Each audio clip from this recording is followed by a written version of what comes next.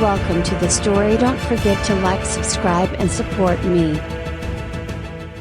The darkness that enveloped Camelot was unnatural, like a thick shroud of mist that clung to the stone walls and seeped into the hearts of its people. Arthur stood on the battlements, gazing out into the gathering night, his expression grim. The wind blew cold, carrying with it the faint echoes of something distant, something that should not be. "Your Majesty." Lancelot's voice, low and respectful, broke the heavy silence. Arthur turned to see his most trusted knight standing beside him, armor gleaming in the moonlight, though his face was shadowed with concern. "The scouts have returned." "It's true. The undead are marching toward us." Arthur's hands tightened around the hilt of Excalibur, the weight of responsibility pressing down on him. He had known this moment would come. Morgana's hatred had festered for too long. But he had not expected her to summon a power so dark, so ancient, that even Merlin had spoken of it in hushed tones. "Gather the knights," Arthur said, his voice steady despite the turmoil within him. "We ride at dawn." Lancelot hesitated, his gaze flickering over Arthur's face. "Arthur, dusty broken bar creatures. They aren't like anything we've fought before. Our swords may not be enough." Arthur's jaw tightened. "I know, but we will find a way." As Lancelot turned to leave, Arthur's gaze returned to the distant horizon, where the darkness seemed to pulse and writhe like a living thing. Somewhere out there, Morgana was watching, waiting, her army of the dead moving closer with every passing hour. The thought of her, once his beloved half-sister, now his greatest enemy, sent a cold shiver down his spine. He had failed her once, he would not fail Camelot. Far below, in the dim corridors of the castle, Merlin moved with purpose, his long robes trailing behind him as he delved deeper into the arcane chambers hidden beneath Camelot. His staff tapped against the stone floor with a steady rhythm, but his mind raced. Morgana had tapped into something far more dangerous than mere magic. She had found the necromancer's chalice, an artifact of unspeakable power, and with it, she could control the undead, bend them to her will. If she succeeded in her ritual, there would be no stopping her. Camelot would fall, and with it, the last bastion of light in a world already teetering on the edge of darkness. Merlin stopped before an ancient door, its surface carved with runes long forgotten by most. With a whispered incantation, the door creaked open, revealing a chamber filled with dust and shadows. At its center, on a stone pedestal, lay a manuscript, its pages yellowed with age but still pulsing with a faint glow. He reached out, his fingers brushing the parchment, and a vision flashed before his eyes. Morgana, standing atop a hill, her arms raised as the dead crawled from the earth,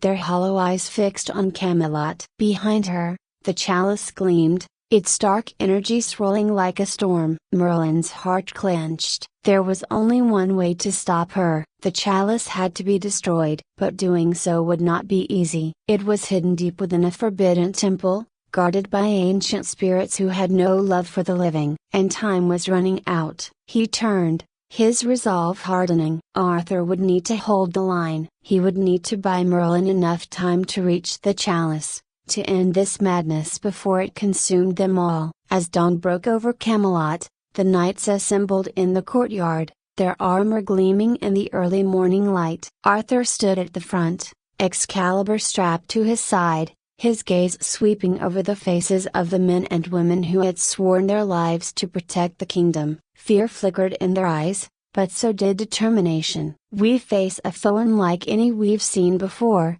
Arthur said, his voice carrying over the crowd. "But we are the Knights of Camelot. We fight for our people, for our home, and for each other. Morgana seeks to break us with her dark magic, but we will stand strong, we will not falter." The knights cheered, though the sound was muted, as if the weight of what lay ahead dampened their spirits. Arthur felt it too, the gnawing fear that no matter how hard they fought, it might not be enough. But he could not show weakness. Not now. At his side, Guinevere stood, her eyes filled with unspoken worry. She knew the risks, knew that Arthur might not return from this battle. But she also knew his duty, and she would not try to stop him. "Come back to me," she whispered, her hand brushing his. Arthur gave her a small, tight smile. "I will." As the knights mounted their horses, the gates of Camelot creaked open, and they rode out to meet the coming storm. The road ahead was long and fraught with danger,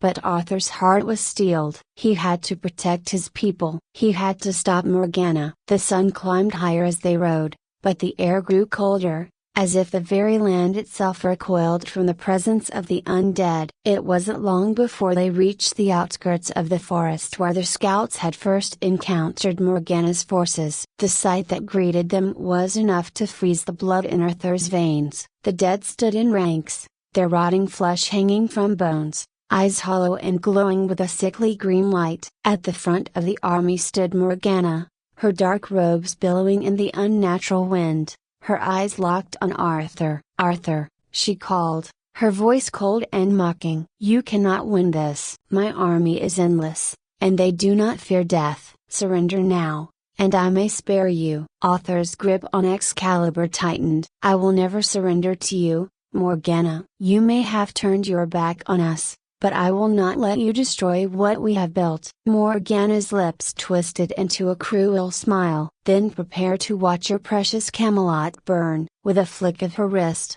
the undead surged forward, a tide of death that moved with terrifying speed. The knights charged to meet them, swords raised, but as steel clashed with bone, it became clear that this was no ordinary battle. The undead did not fall when struck. They did not bleed. They did not die. Arthur fought at the front, Excalibur cutting through the enemy with a fierce glow, but for every undead creature that fell, two more took its place. The knights were being overwhelmed, their weapons proving almost useless against the relentless horde. Lancelot fought beside him, his sword flashing as he cut down one undead after another, but even he was struggling to keep up with the sheer number of enemies. "Arthur, we can't hold them off forever," Lancelot shouted over the din of battle. "We need another plan." Arthur knew he was right. They couldn't win this battle with brute force alone. They needed to find a way to stop the undead at its source. But how? Even as he fought, his mind raced, searching for a solution. It was then that he noticed something, an eerie glow emanating from a large figure at the back of the undead ranks. It was an undead warlord, towering over the others, its eyes burning with the same sickly green light that pulsed through the horde. This was no ordinary undead, it was the key to Morgana's control. "If we can take down that warlord," Arthur called to Lancelot, "we might break Morgana's hold on the others." Lancelot nodded, his expression grim but determined. Together, they fought their way through the mass of undead, cutting down any creature that stood in their way. It was slow, brutal work, and every step felt like a battle in itself, but they pressed on. Finally, they reached the warlord. Its skeletal face twisted into a grotesque grin as it raised a massive, rusted sword. Arthur braced himself as the warlord swung at him, the force of the blow nearly knocking him off his feet. Lancelot lunged at the creature, his sword slashing across its back, but the warlord barely seemed to notice. With a roar, it swung its sword again, this time catching Lancelot in the side, sending him crashing to the ground. "Lancelot!" Arthur shouted, his heart lurching. Lancelot struggled to rise, blood seeping from the wound in his side, but he waved Arthur off. "Finish it, Arthur." "Don't worry about me." Arthur's grip tightened on Excalibur, and with a cry of fury, he charged the warlord, his sword cutting through the air in a blinding arc. The blade struck true,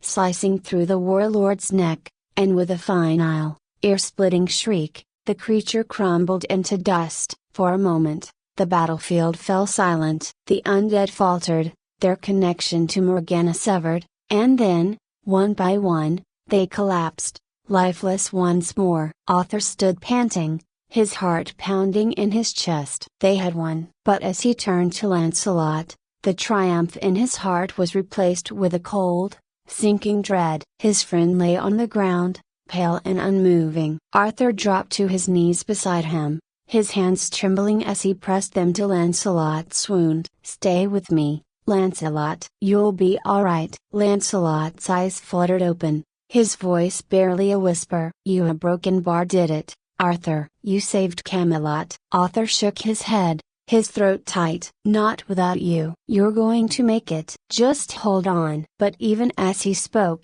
he could feel the life slipping from Lancelot's body. His friend's hand fell limp in his, and Arthur bowed his head, grief washing over him. They had won the battle, but at a terrible cost. Arthur knelt there in the dust, his heart heavy, staring at the lifeless form of Lancelot. The sounds of the battlefield faded into the background, muffled by the weight of his grief. His most trusted knight, the man who had stood by his side through every trial, was gone. For a moment, it felt as if the world had narrowed to just these, at the stillness of death and the aching sorrow that came with it. He gently closed Lancelot's eyes, his fingers trembling as he whispered, "Rest now, my friend. You have earned it." But there was no time to linger. The battle, though momentarily won, was far from over. Morgana was still out there, watching, waiting for her next move. Arthur rose, his face hardened with determination, his grip tightening on Excalibur. Camelot would mourn Lancelot, but there were more lives to protect, more battles to be fought. As Arthur rejoined his knights, the battlefield was a grim sight. The undead horde lay scattered across the ground, lifeless once more, but the cost of victory had been high. Many knights had fallen, their bodies slumped beside the creatures they had fought so valiantly to defeat. Arthur's heart weighed heavy with each step, but he could not let it show. Guinevere met him at the gates of Camelot, her face pale but composed. She had seen the carnage, felt the fear that gripped the people as the undead army approached. But now, seeing Arthur alive, seeing the knights return, her shoulders relaxed ever so slightly. Still, her gaze searched for one knight in particular. "Lancelot a broken bar?"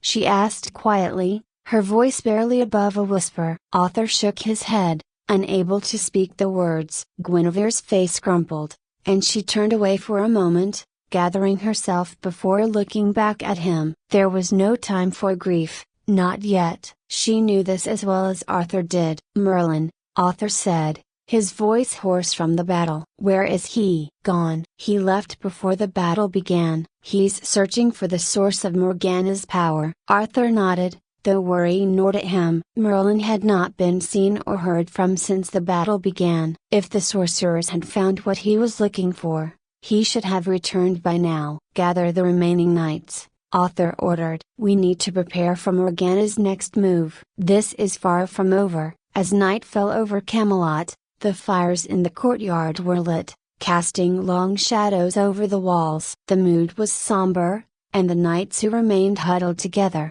sharing whispers of what was to come. The battle had shaken them, not only because of the dead they had fought, but because they knew this was only a taste of Morgana's power.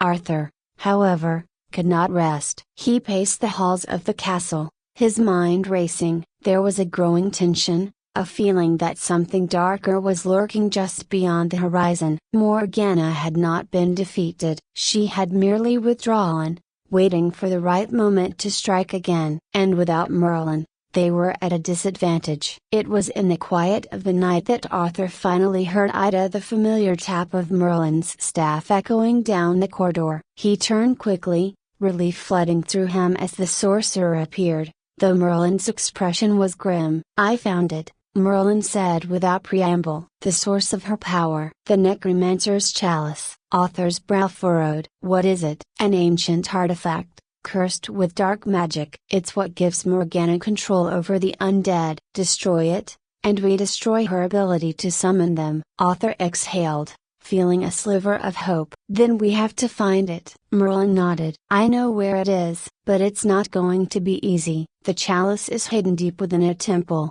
protected by magic far older than any I've seen. We'll need more than just brute strength to retrieve it." Arthur straightened. "Whatever it takes, we'll do it." Merlin's gaze flickered with something like admiration, but also caution. "You may have to face things you're not prepared for, Arthur. The temple isn't just a place yet, it's a test. And not everyone who enters comes out the same." Arthur met his eyes, resolute. "I've faced worse." Merlin only nodded. "Then we leave at dawn." The journey to the temple was long and arduous. Arthur led a small group of his most trusted knights, with Merlin at his side, guiding them through dense forests and treacherous mountain passes. The air grew colder the closer they got to their destination, and an eerie stillness settled over the land. It wasn't long before they reached the entrance to the temple, hidden in the side of a mountain, its stone doors covered in ancient runes that glowed faintly in the dim light. Merlin paused before them,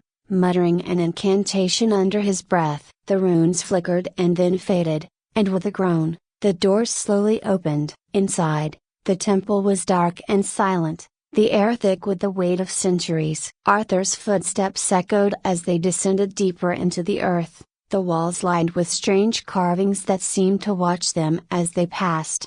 "The chalice is at the heart of the temple," Merlin said, his voice low. "But the path is dangerous. Stay close." They moved cautiously, every step filled with tension. The deeper they went, the more oppressive the atmosphere became. It wasn't long before the first challenge presented itself, a massive stone guardian, its eyes glowing red as it came to life with a grinding of stone against stone.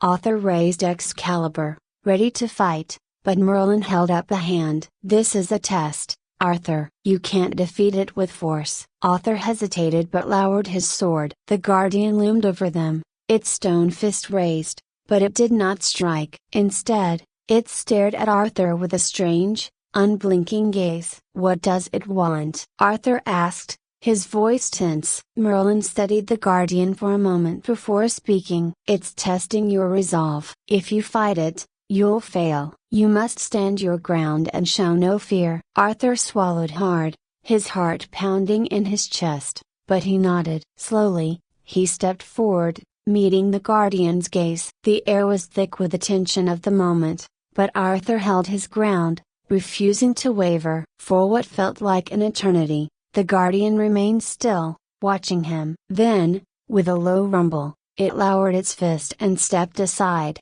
allowing them to pass. Arthur exhaled, relief flooding through him. But as they moved deeper into the temple, the challenges only grew more difficult. There were traps, illusions, and tests of will, each one designed to push them to their limits. But through it all, Arthur remained steadfast, his resolve unshaken. Finally, they reached the heart of the temple. The chamber was vast and dark, the only light coming from the necromancer's chalice, which sat on a pedestal at the center. The air around it crackled with dark energy, and Arthur could feel the weight of its power pressing down on him. "This is it," Merlin said quietly. "Destroy the chalice, and Morgana's power will be broken." Arthur nodded, stepping forward. But as he reached for the chalice, a voice echoed through the chamber. "You cannot destroy what you do not understand, Arthur." Arthur froze, his hand hovering over the chalice. The voice was unmistakably Morgana. She appeared at the far end of the chamber, her dark robes billowing as she stepped into the light. Her eyes gleamed with malice, but there was something else there, too, a something almost a broken bar desperate. "You think this will stop me?"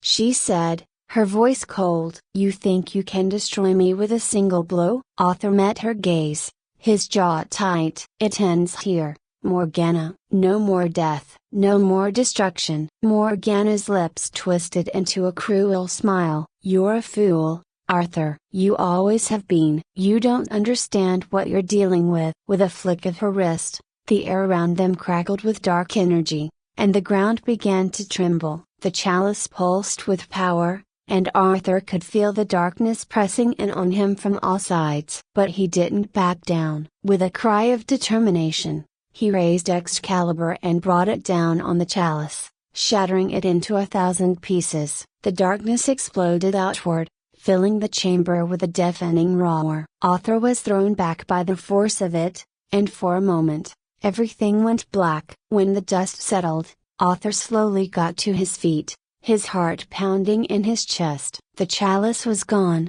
its power destroyed. Morgana was nowhere to be seen. Merlin appeared at his side, his face pale but relieved. "It's over." Arthur nodded, though a part of him couldn't shake the feeling that this was not the end. Morgana had escaped, And though her power had been broken, her hatred remained. As they made their way back to Camelot, the weight of their victory was tempered by the knowledge that the fight was far from over. Arthur had won this battle, but the war with Morgana was only just beginning.